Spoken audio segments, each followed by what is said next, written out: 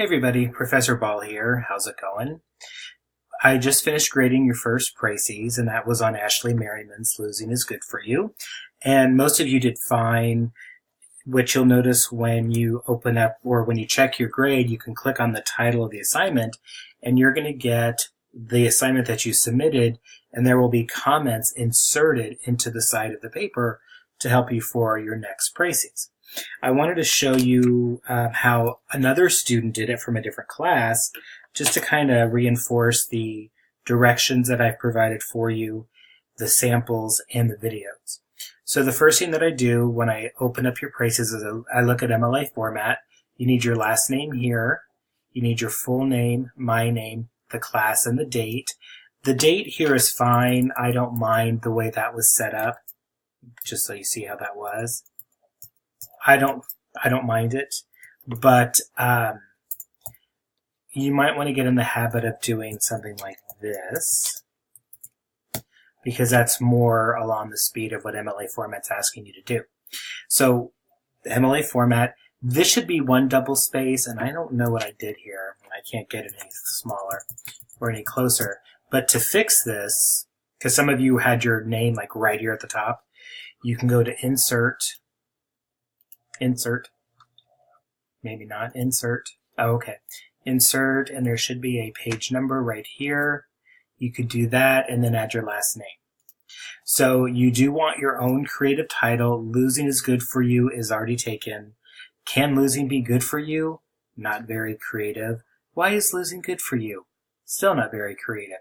Try to think of something creative because it captures the reader's attention and it sets the tone for the reading. So Ashley Merryman, author and writer of Losing is Good for You, suggests that children should not be given a participation award in sports or other programs. So just as a reminder, you need the author's name, a brief description of who they are, the title of the article that you read, and as a reminder, all the articles for the Precis are going to be in quotation marks because they are a small part of a larger whole. So Losing is Good for You is an article from the New York Times. So the title of the reading is in quotation marks, but the New York Times would be in italics. All right. And then here what you do is you pick a verb that tells me, the reader, what it is that Merryman does. Argues that, maintains that, suggests that. The next sentence is, well, how does the author support his or her ideas? How does she support the idea that losing is good for you? So Merryman backs this theory through her own research as well as data from other researchers. And that's fine. I would probably say, how else does she support her ideas? You know, she talks to Carol Dweck from Stanford. She talks to this person. She talks to that person. A little bit more would be nice. But remember, these are supposed to be brief or precise. This is really as long as they should be. And some of you were excited and you wrote like 2 pages. You didn't lose points for that. But they're supposed to be short. All right, so then the next sentence is her purpose. Why did she write this? There are 3 main purposes. To inform, like to teach or to educate. To persuade, which means to change our minds. Or to entertain, which is just to tell a story. So Merryman's purpose in writing this is to teach the world that children do not put in their best effort in life after getting used to these awards in order to help create a more motivated society. So to teach would be to educate. All right. And you notice here you need your in order to or so that phrase. So she did this in order to help create a more motivated society. She wrote this in order to help blah, blah, blah. You need both parts of that for your purpose sentence. And you'll recall that in the sample that I provided for you that I numbered the sentences. That's just so you could see that each sentence has its own purpose. And you do not need to number your sentences. All right. So Merryman seems to be trying to reach the attentions of the parents and the adult community because they are molding the minds of future generations.